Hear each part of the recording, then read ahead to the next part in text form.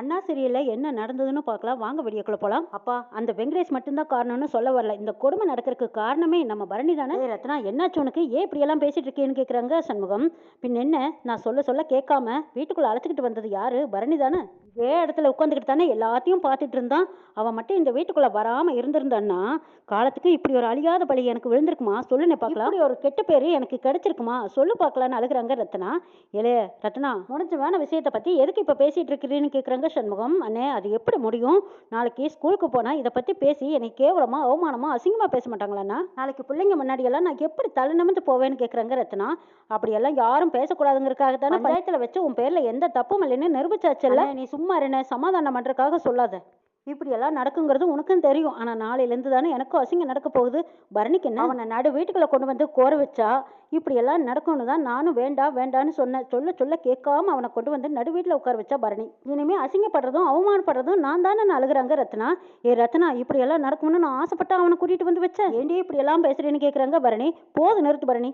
போதுமடா சாமி, நீ பண்ண நான் நல்லதெல்லாம் எனக்கு போதும். இதுக்கு மேலே நீ எனக்கு எந்த நல்லதும் பண்ணிடாத. போதுமடா சாமி, இனிமே எனக்கு நல்லது பண்ணுறதா நினச்சி இப்படியெல்லாம் எந்த காரியத்தையும் பண்ணிடாதுன்னு சொல்லிட்டு அழுதுகிட்டே போயிடுறாங்க ரத்னா. என்னடா சண்முகம், நீ கூட எனக்கு சப்போர்ட் பண்ணி பேச மாட்டேங்கிற. அவளுக்கு கெடுதல் நினச்சா நான் அவனை கூட்டிகிட்டு வந்தேங்கிறாங்க. ஆமாம் பரணி, அவள் சொல்கிறதும் ஒரு வகையில் நியாயம் தானே.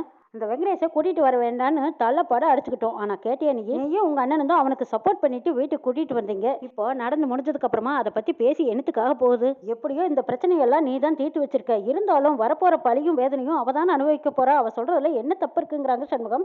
அப்போ எல்லாத்துக்கும் நான் தான் காரணமானு கேட்குறாங்க பரணி. அவ சொல்றதுல நியாயம் இருக்குதுன்னு தான் நான் சொல்ல வரேன். நான் உன்னை தப்பு சொல்லல. அப்போ நான் தான் எல்லாத்துக்கும் காரணமா அப்படின்னு நினைச்சுக்கிட்டு பரணி அங்கிருந்து கோவமா போயிடுறாங்க. அங்கிருந்து எல்லாருமே போயிடுறாங்க. சண்முகம் மட்டும் துவண்டு போய் நிற்கிறாங்க. சூடாமணி போட்டோவை பார்த்துட்டு, அம்மா ரத்னா சொல்றதுலயும் நியாயம் இருக்குதுல்ல, ஆனா பரணி செஞ்சதுலயும் ஒரு நியாயம் இருக்கு. அவ முகத்துக்கு நேரம் நான் சொன்னதுனால அவ துவண்டு போயிருப்பா. ரத்னா அவ சமாதானம் பண்றதா இல்ல பரணியை சமாதானம் பண்றதா? இப்பதான் ஒரு பிரச்சனை முடிஞ்சதுன்னு வீடு வந்து சேர்றதுக்குள்ளேயே இப்போ ஒரு புது பிரச்சனை ஆரம்பிச்சு எல்லாரும் சோகமா உட்காந்துருக்காங்க. அங்க கனி எனக்கு பசிக்குதுக்கா, எப்ப சமைச்சு சாப்பிடுறதுங்கிறாங்க.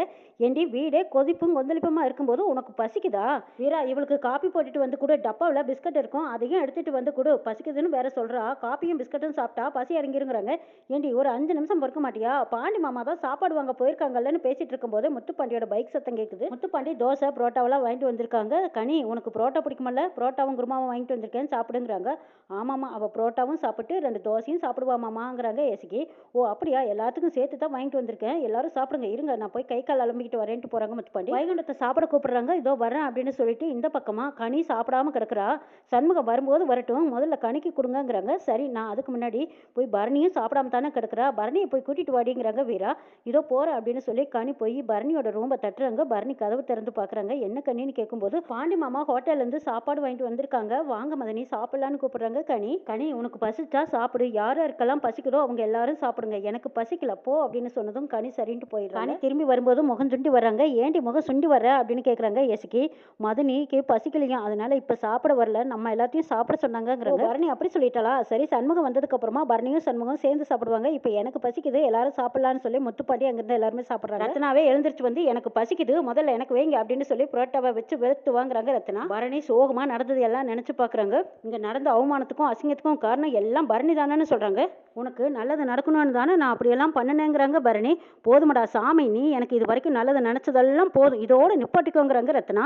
இதையே சொன்னதை நினைச்சு நினைச்சு வருத்தத்தோடு படுத்திருக்காங்க பரணி. அப்பதான் சண்முகம் உள்ள வராங்க. எசிக்கு வந்ததும் அண்ணே வா சாப்பிடலான்னு கூப்பிடுறாங்க. நீங்க எல்லாரும் சாப்பிட்டாச்சாங்கிறாங்க. எல்லாரும் சாப்பிட்டாச்சுங்கிறாங்க. சாப்பிட்டாச்சுன்னு சொல்லி போட்டு 2 பிளேட் எடுத்துட்டு வந்து வைக்கிறாங்க எசிக்கு.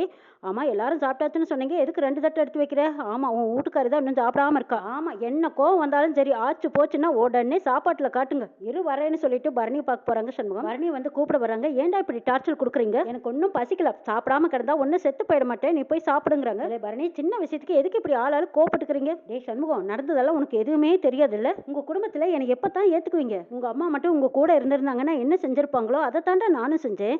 ஏன்டா கொஞ்சம் கூட ஈவை இருக்கவே இல்லாம என் மேல இப்படி பழிய தூக்கி போடுறீங்கன்னு கேக்குறாங்க பரணி. அவதான் ஏதோ ஆதங்கத்துல பேசுறா, அதை போய் பெருசா எடுத்துக்குவேன்னு கேக்குறாங்க சண்முகம். டேய் போது நிறுத்து. ரத்னா தான் சரி ஆதங்கத்துல சொன்னா, ஆனா நீயும் சேர்ந்து அவளுக்கு ஏத்த மாதிரி பேசினியே, எப்படிடா இப்படியெல்லாம் பேச முடியுது? இதுக்கு பேர் என்ன தெரியுமா? துரோகம், பச்சை துரோகம்டா. நீயும் ரத்னா கூட சேர்ந்துக்கிட்டு பேசிக்கிட்டு இருக்க. டேய் 5 வருஷமா அந்த வெங்கடேஷ் கூட ரத்னா பழகிட்டு இருந்தா, அவனை பத்தியே அவளுக்கு தெரியல. ஆனா எனக்கு மட்டும் எப்படிடா அவனை பத்தி அவ்வளவு சீக்கிரம் தெரிஞ்சுக்க முடியும்? இதை பத்தியெல்லாம் கொஞ்சம் கூட யோசிக்காம ரத்னா கூட சேர்ந்துக்கிட்டு என் மேல பழிய தூக்கி போடுறியே. அப்ப நீ கட்டின பொண்டாட்டி மேல வச்சிருக்கிற மதிப்பு மரியாதை இவ்வளவுதானடா? பரணி, நான் சொன்னதை மன்னிச்சுக்கோ. ரத்னா ஏதோ கஷ்டப்பட்டுட்டு இருக்கா, அவளுக்கு ஏதோ ஆறுதலா சொல்லலான்னு சொன்னேன். இதையெல்லாம் நீ பெருசா எடுத்துக்காதீங்கிறாங்க சண்முகம். பேசாதடா முதல்ல. நீ உன்னோட விளக்கமெல்லாம் போதும். ரத்னா கூட சேர்ந்துக்கிட்டு நீயே என் மேல பழி போடுறீங்க. இப்ப நான் இந்த வீட்டுக்கு யாருன்னு கேட்டுட்டு இருக்கும்போது மொத்த குடும்பமும் நீ சத்தம் போடுறத கேட்டுட்டு இருக்காங்க. கொஞ்சம் அமைதியா பேசுங்கிறாங்க சண்முகம். போது நிறுத்துடா. மொத்த குடும்பமா சேர்ந்து என்ன ஒரு குற்றவாளி மாதிரி பாக்குறீங்களா? வரணி, போது நிறுத்து. நீ மட்டும் தப்பு பண்ணலையா? இப்ப எதுக்கு நீ குதின்னு குதிச்சிட்டு இருக்கிற? அவனை இந்த வீட்டுக்குள்ள கூட்டிட்டு வரும்போதே நான் உன்கிட்ட சொன்னனால அவனை வீட்டுக்குள்ள கூட்டிட்டு வராத. ஏதாவது தப்பு நடந்தா நீ தான் பொறுப்புன்னு நான் அப்பவே சொன்னனால. அதையும் தாண்டி இல்ல எதுவா இருந்தாலும் நான் பாத்துக்கிறேன்னு சொல்லி அவனை நீ தானே கூட்டிட்டு வந்த. இப்போ நான் மட்டும்தான் குற்றவாளியான்னு சொல்லி அழுதா என்ன அர்த்தம்? ஓ, அப்படியே என்ன மடக்க நினைக்கிறியா நீ? எஸ்கே தான் எங்க அண்ணன் கூட போய் வாழ மாட்டேன்னு சொன்னா. ஆனா எங்க அண்ணன் என் கூட வந்து வாழ்னு கூப்பிட்டான். அப்ப நீயும் மறுத்துட்டு எங்க அம்மாவும் நானும் கெஞ்சி கூத்தாடணும். அனுப்பி வச்சு அவ என்ன இப்ப நாசமா போயிட்டாளா? இப்ப முத்துப்பாண்டிய திருத்தி அவ இந்த வீட்லயே கூட்டிட்டு வந்து வாழலையா? இப்ப அதுக்கு என்ன சொல்ல போற? உன்னால எதுவும் பேச முடியலையா? பேச முடியாதுடா. உன்னால பேசவே முடியாது. எதுவுமே பேச முடியாது. ஏன்னு கேட்டா இப்ப எஸ்கே முத்துப்பாண்டி சந்தோஷமா வாழ்ந்துட்டு இருக்காங்க. எஸ்கே முத்துப்பாண்டி சேர்ந்து சந்தோஷமா வாழ்ற மாதிரி இந்த வெங்கடேஷும் ரத்னாவும் சேர்ந்து வாழ்ந்துருவாங்க. அப்படி வாழ்ந்துருந்தாங்கன்னா அப்ப இதே வாய் என்ன பேசியிருக்கோம்? என்னை கோயில் கட்டி கும்பிட்டுருக்க மாட்டீங்களா? எல்லாம் ஏதாவது நல்லது நடக்கும்னு நினைச்சு தான் நானும் கூட்டிட்டு வந்தேன். ஆனா எஸ்கே விஷயத்துல எல்லாம் நல்லதா நடந்தது. வெங்கடேஷ் விஷயத்துல எல்லாம் தப்பா நடந்து போச்சு. அதுக்கு நான் என்னடா பண்ண முடியும்? மண்ணனை ஊத்திக்கிட்டு செத்துட்டுமான்னு கேக்குறாங்க. எதுக்குல இப்படி கோட்டி பிடிச்ச மாதிரி பேசிட்டு இருக்கேன்னு கேக்குறாங்க சண்முகம். ஆமாண்டா, தீயில வந்து செத்தா கூட எனக்கு இவ்வளவு வலிக்காது. அண்ணனும் தங்கச்சியும் சேர்ந்துக்கிட்டு என்னை நிக்க வச்சு கேள்வி கேட்டீங்கல்ல, இதை நான் சாகுற வரைக்கும் மறக்க மாட்டேன்டா. உன்னை பத்தியே நினைச்சிட்டு இருக்கிறியே, ரத்னாவோட நிலைமையை நீ நினைச்சு பாத்தியான்னு கேக்குறாங்க சண்முகம். நினைச்சு பார்க்காம இருப்பேனா? 24 மணி நேரமும் நீ நல்லா இருக்கணும், இந்த குடும்பம் நல்லா இருக்கணும்னு தாண்டா நினைச்சிட்டு இருக்கேன். இப்ப சொல்ல போறியா இல்லையான்னு பரணி கேட்கவும், இங்க பாரு, ரத்னா வாழ்க்கை வேற, எஸ்கேயோட வாழ்க்கை வேற. ரத்னாவோட வாழ்க்கையில ஒரு நாள் உன் வாழ்க்கை அப்படி இருந்தா உன்னால வாழ முடியுமா? சொல்லு பார்க்கலான்னு கேக்குறாங்க சண்முகம். ஊர் சொல்லுப்படி ஒரு பொண்ணோட வாழ்க்கை அவ புருஷங்கோட வாழ்றதுதான் அவளோட லட்சணமே. ரத்னா கல்யாணம் பண்ணிக்கிட்டது அவ லவ் பண்ணணும் தான் கல்யாணம் பண்ணிக்கிட்டா. அதுவும் அவ ஆசைப்பட்டவனை தானே கல்யாணம் பண்ணிக்கிட்டா. அந்த வெங்கடேஷை நல்லவனா மாத்தி ரத்னா வெங்கடேஷ் கூட சந்தோஷமா வாழணும்னு நினைச்சதுல எந்த வகையிலடா நீ என்கிட்ட தப்பு கண்டுபிடிச்ச? எந்த வகையில தப்பு? இப்ப சொல்ல போறியா இல்லையான்னு பரணி கேக்குறாங்க. ஆமால, தப்பு தான். நீ செஞ்சதெல்லாம் தப்பு தான். இப்ப சொல்றியே, தாலி கட்டிட்டா அவ புருஷன் கூட தான் வாழணும்னு கேள்வி மாதிரி பேசிட்டு இருக்க பாரு, இது தப்பு தான். அன்னைக்கு சொன்னதும் தப்பு தான், இன்னைக்கு சொல்றதும் தப்பு தாங்கிறாங்க சண்முகம். ஓஹோ, அப்ப நீ உன் முடிவுல இந்த அளவுக்கு தீர்க்கமா இருக்கியா? சரிடா, இப்ப என்னோட முடிவை தெரிஞ்சுக்கோ. இனிமே இந்த மாதிரி அபாண்டமா என் மேல பழிய போட்டீன்னா நான் உன்னை விட்டு போயிருவேண்டா. உனக்கு ஞாபகம் இருக்கா இல்லையான்னு சொன்னதும் நினைச்சு பாக்குறாங்க. அன்னைக்கு ஆஸ்பத்திரியில திரும்ப திரும்ப என் பேர்ல இப்படி ஒரு பழிய போட்டேன், அப்புறம் நான் உன் கூட வாழவே மாட்டேன், நான் போயிடுவேன்னு சொல்லி பரணி அழுதுட்டு இருந்ததை நினைச்சு பாக்குறாங்க சண்முகம். உன் கூட உன் வாழ்க்கையிலேயே இருக்க மாட்டேன்னு உறுதியா சொல்லியிருப்பாங்க பரணி.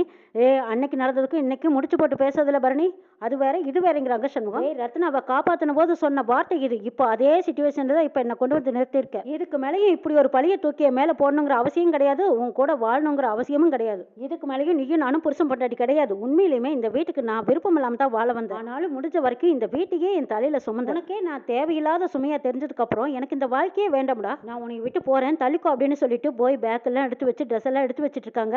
பரணி, இப்ப நீ எங்க போக போற? எதுக்குல இப்படி பைத்தியக்காரி மாதிரி பண்ணிட்டு இருக்க? புருஷன் பொண்டாட்டினா சண்டை இருக்கத்தானே செய்யும், அதுக்காக இப்ப என்னை விட்டு நீ போயிடுவியான்னு கேக்குறாங்க. ஆமாடா, நான் போவேன். பரணி, இப்பதானே நீ சொன்ன ஊருக்காக புருஷன் கூட சேர்ந்து வாழணும், அந்த நாய் உனக்கு கிடையாதான்னு கேக்குறாங்க சண்முகம். நான் பட்ட பாடெல்லாம் வேணும்னு சொல்லிட்டீங்க, இந்த வீட்டுக்கே நான் ஒரு சுமைன்னு சொன்னதுக்கு அப்புறம் எனக்கு இங்க என்னடா வேலை? பரணி, உனக்கு யாரு சுமைன்னு சொன்னாங்க? பைத்தியக்காரி மாதிரி பேசிட்டு இருக்காத, பேசாம இந்த முடிவை மாத்திக்கிட்டு இங்கேயே இருங்கிறாங்க. இனிமே நான் இந்த வீட்டுல இருக்க மாட்டேன், முதல்ல தள்ளிக்கோன்னு சொல்லிட்டு போறாங்க. கையை பிடிச்சு இழுத்து நிறுத்தினாங்க சண்முகம். இங்க பாருல பரணி, ஆத்திரத்துல எடுக்கிற முடிவு எல்லாமே நஷ்டத்துல தான் முடியும். எழுந்திருக்கும் போது இருக்கிற முடிவு அவ நஷ்டப்பட்டு உட்காரும் போது தான் தெரியும். சொல்றத கேளு, இந்த நேரத்துல எங்கேயும் போகாதீங்கிறாங்க சண்முகம். முதல்ல கையை விடுடா அப்படின்னு கையை உதறிட்டு போறாங்க பரணி. பரணி வெளியில வரும்போது சண்முகம் குடும்பத்தார் அத்தனை பேரும் வெளியில நிக்கிறாங்க. ஏத்தா பரணி, நீதான் இந்த வீட்டுக்கு மருமகளா வரணும்னு சூடாமணி அதுக்காக அம்பிட்டு படுவிட்டா. முத்துப்பாண்டியும் பரணிகிட்ட கேக்குறாங்க. பரணி, நீ தானே இந்த வீட்டுல எல்லாத்துக்கும் மேல படிச்சவ, நீயே இப்படி ஒரு முடிவு எடுக்கலாமா? நீ போகாதல பரணிங்கிறாங்க முத்துப்பாண்டி. பரணி, வீடு நல்லா இருக்கும்போது நீ கூடவே இருந்த, இப்போ ஒரு கஷ்டம்னு வரும்போது நீ எங்களை எல்லாம் விட்டுட்டு போலாமா? எசிக்கு பரணியை பார்த்து கேக்குறாங்க. ஆமா, இப்ப என்ன பண்ண சொல்ற?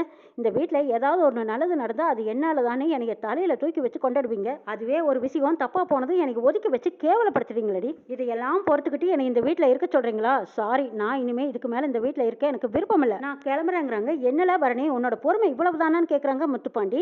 இங்கே பாருடா, உனக்கு உன் பொண்டாட்டி முக்கியம்னா நீ இங்கேயே இரு, பொண்டாட்டி கூடவே இரு. ஆனால் ஏன் புருஷனுக்கு அவன் பொண்டாட்டி முக்கியம் இல்லை. மரியாதை இல்லாத இடத்துல இருக்க என்னால் முடியாதுடா. சமாதானம் படுத்துறதா நினச்சி என்கிட்ட வந்த அப்புறம் நல்லா இருக்காது சொல்லிட்டு பார்த்துக்கோ. என்னை யாரும் தடுக்கவும் வேண்டாம், நான் இங்கே இருக்கவும் இல்லைன்னு சொல்லிட்டு கையில் பையும் கையுமா எடுத்துக்கிட்டு பரணி கோவத்தோட சவுந்தரபாண்டி வீட்டுக்கு போகிறாங்க. அங்கே போனதும் கதவை தட்டுன்னு தட்டுறாங்க. யார் இந்த நேரத்துலன்னு பாக்கியம் கதவை திறந்து பார்க்குறாங்க. பரணியை பார்த்ததும் ஏழை பரணி, என்ன இந்த நேரத்தில் என்ன தனியாவா வந்தேன்னு கேட்குறாங்க. ஏன் நான் தனியாக வந்தேன், என்ன உனக்கு மட்டும்தானே பிறந்தேன், நான் தான் வருவேன். அப்படி ஒரு வேளை என் கூட யார் வருவாங்கன்னு நினச்சேன். ஏன் என் வீட்டுக்கு வர்றதுக்கு எனக்கு இடம் கிடையாதான்னு கேட்குறாங்க பரணி. ஆமாடி, உனக்கு இடம் இல்லை. நீ இந்த வீட்டுக்கு வரும்போது உன் புருஷன் கூட சந்தோஷமா வர்றது வேற, சண்டை போட்டுக்கிட்டு பைய எடுத்துக்கிட்டு வர்றது வேற. ஆமா, என்னாச்சு, அங்கே சண்டை போட்டுக்கிட்டா வந்தேன்னு கேட்குறாங்க பாக்கியம். ஆமா, சண்டை தான் போட்டுட்டு வந்தேன். இப்போ என் ரூம் கிளீனாக இருக்குமா இல்லை நான் கிளீன் பண்ணிக்கணுமான்னு கேட்குறாங்க. ஏண்டி இப்படி எல்லாம் பேசிட்டு இருக்க, சண்முகம் என்ன அவ்வளவு கெட்டவனா?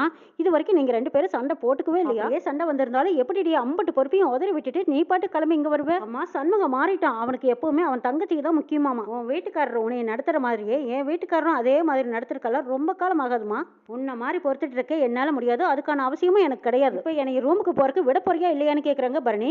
ஏலே பரணி, நான் கேட்குற கேள்விக்கு பதில் சொல்லு. என் வீட்டுக்காரனும் சண்முகமும் ஒன்னா? சண்முகம் என்ன உன்னை மதிக்கலையா? அதுவும் யாருக்கிட்ட வந்து சொல்ற? சண்முகத்தை பற்றி எனக்கு தெரியாதா? சண்முகம் என்ன உன்னை மதிக்காமையா விட்டான்னு கேட்குறாங்க பாக்கியம்.